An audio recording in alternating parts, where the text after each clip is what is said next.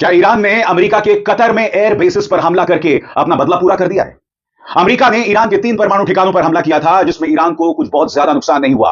और देर रात, जैसा कि आप इन तस्वीरों में देख सकते हैं, ईरान ने कतर में मौजूद अमेरिका के अल उदैद एयर बेस पर हमला किया। आसमान में आप देख सकते हैं किस तरह से उसकी मिसाइलें यहां पर दिखाई दे रही हैं। और इस हमले के ठीक बाद डोनाल्ड ट्रंप सामने आते हैं और युद्ध विराम की घोषणा कर देते हैं, ईरानी सुप्रीम लीडर खामेनी के सबसे ताजा बयान की तरफ, जिसमें वो कह रहे हैं कि ईरान वो देश है जो कभी झुकता नहीं। उनके बयान पर गौर किया जाए दोस्तों, आपकी स्क्रीन पर उनका यह बयान। जो लोग ईरानी लोगों और उनके इतिहास को जानते हैं, वो ये भी जानते हैं कि ईरान की जनता कभी झुकने वाली नहीं है। तो एक बार फिर उस नजारे को देखते हैं दोस्तों, जब कतर के आसमान पर ईरानी मिसाइल थर्रा रही थी। हाँ दोस्तों, वेलकम एक नई वीडियो में आप सभी का स्वागत है। उम्मीद करते हैं कि आप अच्छे होंगे। दोस्तों, जैसे कि आप सब जानते हैं कि ईरान, इजराइल और अमेरिका के बीच जंग चल रही है। दोस्तों, अमेरिका जो है इजराइल को सपोर्ट कर रहा है, लेकिन अमेरिका पर ईरान ने हमला कर दिया है। जो कतर के अंदर सैन्य हवाई अड्डे हैं अमेरिका के, वो सब तबाह कर दिए हैं, यानी ईरान ने। तो दोस्तों, पूरी वीडियो आपको यहीं पर दिखाएंगे। अभिसार शर्मा जी की ये रिपोर्ट है। दोस्तों, पूरी जानकारी आपको इस वीडियो में मिलेगी। आपसे गुजारिश है इस वीडियो को आखिर तक देखिए, ज़्यादा से ज़्यादा शेयर करें और वीडियो को लेकर आपकी क्या राय है, अपनी राय कमेंट बॉक्स में जरूर रखा करें। तो देखिए दोस्तों, क्या ईरान ने अमेरिका के कतर में एयर बेसिस पर हमला करके अपना बदला पूरा कर दिया है? अमेरिका ने ईरान के 3 परमाणु ठिकानों पर हमला किया था, जिसमें ईरान को कुछ बहुत ज्यादा नुकसान नहीं हुआ। और देर रात, जैसा कि आप इन तस्वीरों में देख सकते हैं, ईरान ने कतर में मौजूद अमेरिका के अल उदैद एयर बेस पर हमला किया।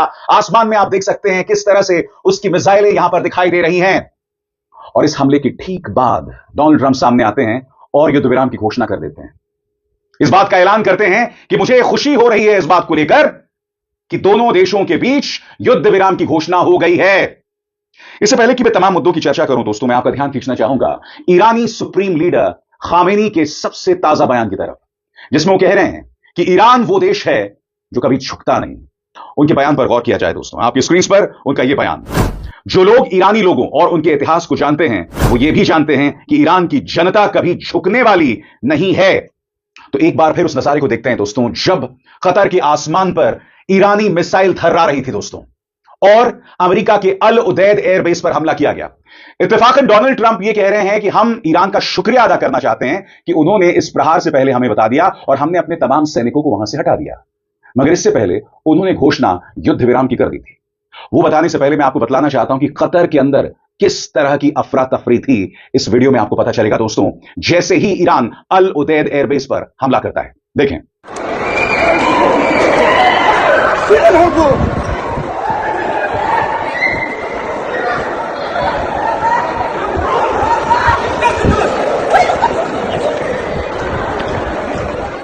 इस हमले के ठीक बाद डोनाल्ड ट्रंप जो है वो ये ऐलान करते हैं, जिसमें वो ईरान और इस्राएल में युद्ध विराम की घोषणा कर देते हैं। इससे पहले कि मैं पढ़ूं आपके सामने उन्होंने क्या कहा, कभी कभी मुझे लगता है कि डोनाल्ड ट्रंप एक सुलझे हुए, एक परिपक्व यानी मैच्योर आदमी नहीं है। वो एक मैन चाइल्ड है, यानी कि एक बुजुर्ग, एक वयस्क के जिस्म में फंसा हुआ एक छोटा सा बच्चा, जो कभी हमला कर देता है, कभी कहता है कि मैं ईरान को नेस्तनाबूद कर दूंगा, कभी कहता है कि मैं उसे दुनिया के नक्शे से हटा दूंगा, और फिर वो इस तरह से युद्ध विराम की घोषणा कर देते हैं। यह अमेरिका का दुर्भाग्य है दोस्तों कि डोनाल्ड ट्रंप जैसा शख्स उनका राष्ट्रपति है। बहरहाल, मैं आपको बतलाना चाहता हूं कि उन्होंने क्या ऐलान किया है, और हां, मैं आपको बताऊंगा कि क्या कह रहे हैं ईरानी विदेश मंत्री उनके शब्दों में। इस वक्त हम युद्ध विराम पर एतबार नहीं कर रहे हैं, हम इसराइल की तरफ से देखेंगे। अगर इसराइल बाज आएगा तब जाकर हम युद्ध विराम की घोषणा करेंगे। क्या कहा डोनाल्ड ट्रंप ने, इस पर गौर किया जाए। सभी को बधाई, इसराइल और ईरान के बीच पूरी तरह सहमति बन गई है और अब एक पूरी और अंतिम सीज फायर लागू होगी लगभग 6 घंटे से, जब इसराइल और ईरान अपने जारी अंतिम मिशन पूरे कर लेंगे। इसके बाद 12 घंटे की सीज फायर शुरू होगी और उसके बाद इस युद्ध को आधिकारिक रूप से समाप्त माना जाएगा। आधिकारिक रूप से ईरान पहले सीज फायर शुरू करेगा, फिर 12वें घंटे पर इसराइल भी सीज फायर शुरू करेगा। 24वें घंटे पर इस 12 दिन के युद्ध का आधिकारिक अंत होगा, जिसे पूरी दुनिया सलाम करेगी। हर सीज फायर के दौरान दोनों पक्ष शांतिपूर्ण और सम्मानजनक रवैया अपनाएंगे। यह मानते हुए कि सब कुछ सही तरीके से होगा, मैं इसराइल और ईरान दोनों देशों को इस युद्ध को खत्म करने की हिम्मत, धैर्य और समझदारी के लिए बधाई देना चाहता हूं। इस युद्ध को हम 12 दिन का युद्ध कह सकते हैं। यह ऐसा युद्ध था जो सालों तक चल सकता था और पूरे मिडिल ईस्ट को तबाह कर सकता था, लेकिन ऐसा हुआ नहीं और अब कभी नहीं होगा। ईश्वर इस्राएल को आशीर्वाद दे, ईश्वर ईरान को आशीर्वाद दे, ईश्वर मिडिल ईस्ट को आशीर्वाद दे, ईश्वर अमेरिका को आशीर्वाद दे और ईश्वर पूरी दुनिया को आशीर्वाद दे। डोनाल्ड ट्रंप का यह बयान था। मगर बड़ा प्रश्न दोस्तों, क्या डोनाल्ड ट्रंप ने इस बात की घोषणा इसलिए की क्योंकि ईरान लगातार उसके बेसिस पर हमले करने की ठान चुका था? हालांकि अल उदैद एयरबेस पर जो हमला हुआ उसे मैं काफी हद तक एक फिक्स्ड मैच मानूंगा, क्योंकि अल उदैद एयरबेस है कहां? कतर। कतर और ईरान के रिश्ते कैसे हैं? सौहार्दपूर्ण, दोस्ती वाले। यानी कि ईरान यह संदेश देना चाहता था कि क्योंकि तुमने हमारे परमाणु ठिकानों पर हमला किया, हमें ज्यादा नुकसान नहीं हुआ, कोई जान माल का नुकसान नहीं हुआ, लिहाजा हम भी अपनी जनता को बताने के लिए तुम्हारे सैनिक बेस पर हमला करेंगे। और इस हमले के बाद ईरान ने क्या घोषणा की थी? कुरान की आयत का इस्तेमाल करके इस पर भी गौर किया जाए। जिसने तुम पर हमला किया है तुम भी उस पर वैसे ही हमला करो जैसा उसने किया है। ईरान के न्यूक्लियर ठिकानों पर अमेरिका के खुले और आक्रामक हमले के जवाब में ईरान की ताकतवर सेना ने कुछ घंटों पहले कतर में मौजूद अमेरिकी एयरबेस अल अदीद पर मिसाइल हमला किया। इस कामयाब ऑपरेशन में जितनी मिसाइलें इस्तेमाल की गई, उतनी ही संख्या में अमेरिका ने ईरान की न्यूक्लियर साइट्स पर बॉम्ब गिराए। ईरान ने जिस अमेरिकी बेस को निशाना बनाया वो कतर के रिहायशी इलाकों से काफी दूर स्थित था। इस ऑपरेशन से हमारे दोस्त और भाई जैसे देश कतर या वहां की सम्मानित नागरिकों को कोई खतरा नहीं पहुंचा है। इस्लामी गणराज्य ईरान कतर के साथ अपने पुराने गर्मजोशी भरे रिश्तों को बनाए रखने और आगे बढ़ाने के लिए पूरी तरह से कटिबद्ध है। और मैं आपको बताना चाहता हूं दोस्तों, अल जजीरा भी इस बारे में कह रहा है। मैं चाहूंगा आप उनकी रिपोर्टर की करीब 1 मिनट की इस बात को सुने। वो बता रही हैं कि कतर को चुना ही इसलिए गया क्योंकि कतर के ईरान के साथ अच्छे रिश्ते हैं। पहले से चेतावनी दे दी गई थी और आपको याद होगा कतर ने कल ही अपने एयर स्पेस को बंद कर दिया था। क्यों बंद कर दिया था? क्योंकि कतर को ईरान शायद बतला चुका था कि हम अल अदीद एयरबेस पर हमला करेंगे। उससे पहले अमेरिका ने भी अपने सैनिकों को हटा दिया था। इसलिए मैंने कहा दोस्तों, यह फिक्स्ड मैच दिखाई दे रहा है। सुनिए अल जजीरा की रिपोर्टर क्या कह रही है। The Qataris have condemned this action and they say this is an attack on their sovereignty and it is when they deliver a message of defiance and strength and clearly relying on friends and allies in the region to do that. And Qatar, of course. इस हमले के बाद Donald Trump ने क्या कहा, इस पर भी गौर किया जाए क्योंकि इससे बहुत कुछ पता चलता है दोस्तों। The man child president mister Donald Trump, एक ऐसा आदमी जो जिस्म कहने को वयस्क बुजुर्ग का है मगर अंदर एक इमेच्योर, एक ऐसा आदमी जिसमें समझदारी की सख्त कमी है, एक खतरनाक आदमी जो दुनिया का सबसे ताकतवर आदमी है। सुनिए उन्होंने क्या कहा। ट्रंप ने सोशल मीडिया पर लिखा, मुझे बताते हुए खुशी हो रही है कि किसी भी अमेरिकी को कोई नुकसान नहीं हुआ है और जमीन पर भी बहुत मामूली नुकसान हुआ है। मैं ईरान को शुक्रिया अदा कहना चाहता हूं कि उन्होंने पहले से हमें अलर्ट कर दिया था, जिसकी वजह से किसी की जान नहीं गई और कोई घायल नहीं हुआ। शायद अब ईरान शांति और मेलजोल की तरफ बढ़ सकता है और मैं इसराइल को भी पूरे जोश से ऐसा ही करने के लिए प्रोत्साहित करूंगा। मगर बहुत जरूरी हो जाता है कि हम इस मुद्दे पर जानें ईरान क्या सोच रहा है। ईरान की निगाह इसराइल पर है और ईरान कह रहा है कि हम इस युद्ध विराम को इस वक्त नहीं मान रहे हैं। क्यों? क्योंकि हम देखना चाहेंगे कि इसराइल किस तरह का रवैया अपनाता है। आपको याद होगा दोस्तों, ऑपरेशन सिंदूर जब हुआ था, युद्ध विराम की घोषणा कर दी गई थी, मगर आपको याद होगा उसी रात पाकिस्तान ने कश्मीर पर हमले किए थे, श्रीनगर पर हमले किए थे। कहीं ना कहीं ईरान भी पाकिस्तान जैसा है, इन दोनों में कोई फर्क नहीं है। और इसके लिए मैं आपका ध्यान खींचना चाहूंगा, क्या कह रहे हैं ईरानी विदेश मंत्री अरागची। आपकी स्क्रीन पर उनका ये ट्वीट आप देख रहे हैं, जिसका मैं हिंदी में अनुवाद कर रहा हूं। ईरान के विदेश मंत्री अब्बास अरागची का कहना है कि सीज फायर को लेकर कोई औपचारिक समझौता नहीं हुआ है, लेकिन अगर इसराइल अपने गैर कानूनी कार्रवाइयां सुबह 4 बजे तक रोक देता है तो तेहरान भी हमले रोक देगा। यह बयान तब आया है जब अमेरिकी राष्ट्रपति डोनाल्ड ट्रंप ने दावा किया कि इसराइल और ईरान के बीच 12 दिन की जंग खत्म करने के लिए सीज फायर पर सहमति बन गई है।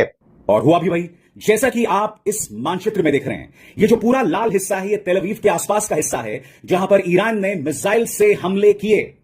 ये पूरा रेड हिस्सा जो है वो बतलाता है कि किस तरह से ईरान ने युद्ध विराम के बावजूद इसराइल पर हमले जारी रखे हैं और इसराइल भी लगभग यही कर रहा है। इजरायली डिफेंस फोर्सेस ने इस बात का ऐलान अपने ऑफिशियल ट्विटर हैंडल पर भी किया। उनके 2 संदेश हैं आपकी स्क्रीन पर। पहला संदेश, For the third time in the last hour, Israelis are currently running to shelter due to another missile launch from Iran. यानी कि तीसरी बार, पिछले 1 घंटे में तीसरी बार आम इसराइली जो है वो अपनी जान बचाने के लिए दौड़ रहा है क्योंकि ईरान एक और मिसाइल हमला कर रहा है। साथ ही इजरायली डिफेंस फोर्सेस ने इस बात का भी ऐलान किया कि सायरन की आवाजें आ रही हैं क्योंकि ईरान ने एक और मिसाइल हमला कर दिया है।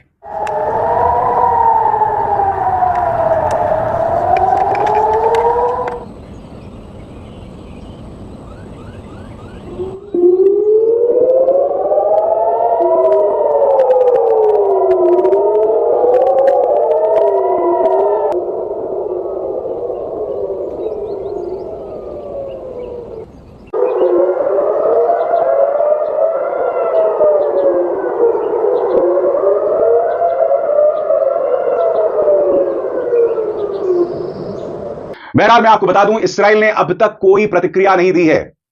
इसीलिए अरागची कह रहे हैं कि पहले हम देखना चाहेंगे कि इस्राएल क्या करेगा, उसके बाद ही हम कोई कदम उठाएंगे। और इस्राएल पर बिल्कुल भी एतबार नहीं किया जा सकता इस संदर्भ में, आप जानते हैं। बड़ा प्रश्न, क्या ईरान इसलिए सहमत हो गया क्योंकि उसकी मिलिट्री ताकत, सैनिक ताकत कम हो रही थी?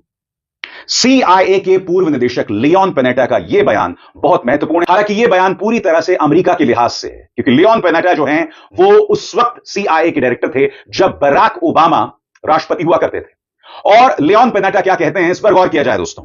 पूर्व CIA चीफ लियोन पेनेटा, जो ओबामा के वक्त CIA डायरेक्टर और डिफेंस सेक्रेटरी रह चुके हैं, उन्होंने कहा कि ईरान की नर्म प्रतिक्रिया दिखाती है कि शायद उनकी जवाब देने की क्षमता काफी हद तक कमजोर हो चुकी है। साथ ही उन्होंने यह भी कहा कि यह एक इशारा हो सकता है कि ईरान अब शायद इस जंग को और ज्यादा नहीं बढ़ाना चाहता, चाहे वो इसराइल के साथ हो या अमेरिका के साथ।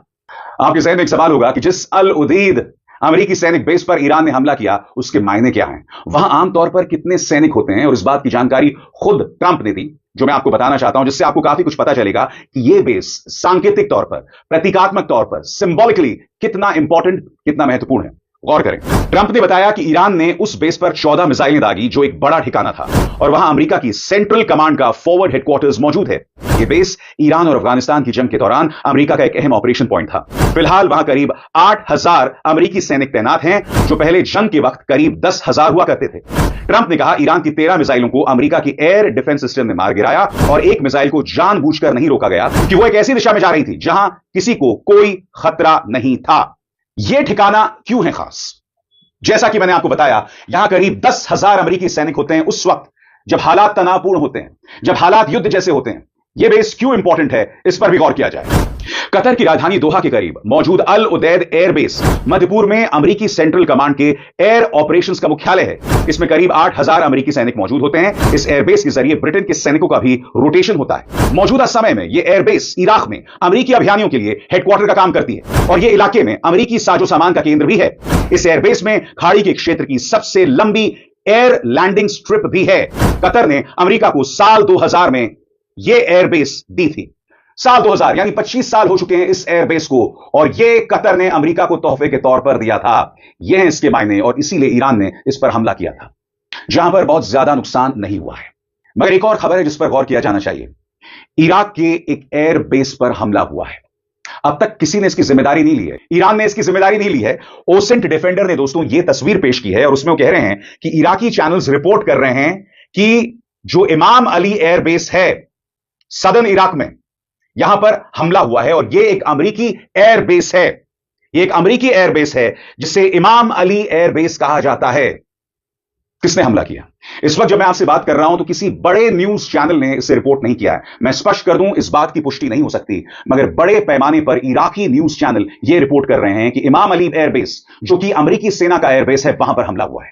और इस बारे में मैंने आर्टिफिशियल इंटेलिजेंस ग्रॉक से सवाल किया और उनसे पूछा कि इस खबर की क्या विश्वसनीयता है। तो इसके जवाब में ग्रॉक ने मुझे क्या कहा, क्योंकि देखिए दोस्तों, दावा यह किया जा रहा है कि एक और अमेरिकी एयरबेस पर हमला किया गया है, और उसके ठीक बाद डोनाल्ड ट्रंप युद्ध विराम का ऐलान कर देते हैं। कहने का अर्थ साफ है दोस्तों, डोनाल्ड ट्रंप डरे हुए हैं। उन्हें इस बात का डर है कि ईरान और उससे जुड़ी संस्थाएं, उससे जुड़ी प्रॉक्सीज अमेरिकी बेसिस पर हमला कर सकते हैं। जैसे ही अमेरिका हमला करता है, IAEA से जो बातचीत हो रही थी ईरान की, उसे ईरान रद्द कर देता है। और यह अपने आप में बहुत बड़ा झटका। इसकी जिम्मेदारी सिर्फ और सिर्फ एक शख्स के कंधों पर, जिसका नाम है डोनाल्ड ट्रंप, जिसने 12 दिनों बाद युद्ध विराम की घोषणा कर दी। मगर नुकसान हुआ है परमाणु अप्रसार को लेकर, क्योंकि IAEA से ईरान की बातचीत खत्म हो गई है। सबसे बड़ी बात, कई न्यूज चैनल्स ये रिपोर्ट कर रहे थे, जिसमें टाइम्स ऑफ इजराइल की भी खबर है, हालांकि उन्होंने बाद में उसे डिलीट कर दिया, हटा दिया। और इस खबर के मुताबिक इसराइल और अमेरिका दोनों ईरान के साथ युद्ध विराम की कोशिशों में लगे हुए थे। इसराइल चाहता था कि युद्ध विराम हो जाए, क्योंकि उसके इंटरसेप्टर्स खत्म हो रहे थे, उसके मिसाइल्स खत्म हो रहे थे। और मैं आपको बतलाना चाहता हूं, जिस खबर को टाइम्स ऑफ इजराइल ने हटा दिया है, उस खबर में क्या जानकारी थी जो अब मैं आपके सामने रख रहा हूं। इस्राएली अधिकारियों का कहना है कि उन्हें लगता है कि वर्तमान सैन्य ऑपरेशन अब खत्म होने के करीब है, और अगले कुछ दिनों में ईरान के बचे हुए टारगेट्स पर हमले पूरे कर लिए जाएंगे। उनका मकसद यह है कि ईरान पर दबाव बनाया जाए, ताकि वो फिर से बातचीत की टेबल पर लौटे और अपने न्यूक्लियर प्रोग्राम को हमेशा के लिए छोड़ने का वादा करे। सोमवार को ईरान ने इसराइल पर मिसाइल और ड्रोन से 21वीं बार हमला किया, जिससे कई शहरों को भारी नुकसान हुआ। और इन्हीं हमलों के बाद इसराइल अमेरिका से बातचीत करता है कि युद्ध विराम की कोशिशों को तेज किया जाए। और अब आप देखेंगे दोस्तों, तेवर किस तरह से बदल रहे हैं। याद कीजिएगा डोनाल्ड ट्रंप ने क्या कहा था कि वो चाहते हैं कि ईरान में सत्ता परिवर्तन हो जाए, यानी कि खामेनी को अपदस्थ कर दिया जाए। याद कीजिएगा, इस्राएल ने तो यह भी पेशकश की थी कि खामेनी को, ईरानी सुप्रीम लीडर खामेनी को मौत की घाट उतार दिया जाए, मगर अब अमेरिका के तेवर पलट गए। जेडी वैंस एक इंटरव्यू में कह रहे हैं कि यह हमारा फैसला नहीं है कि ईरान में सत्ता परिवर्तन हो, यह फैसला वहां की जनता करेगी। साफ तौर पर दोहरे मापदंड माने जाएंगे दोस्तों, और दोहरे मापदंड पश्चिमी ताकतों में, अंतरराष्ट्रीय संस्थाओं में साफ तौर पर दिखते हैं। यही दोहरे मापदंड, यही मैच्योरिटी की कमी साफ तौर पर दिखाई दी है डोनाल्ड ट्रंप ने, जिस अंदाज में उन्होंने एक बार फिर युद्ध विराम की घोषणा कर दी। मगर मैं बताना चाहता हूं दोस्तों, यह फाइनल नहीं है, और इस मंच पर इस पूरे घटनाक्रम की जानकारी मैं शिद्दत से आप तक पहुंचाता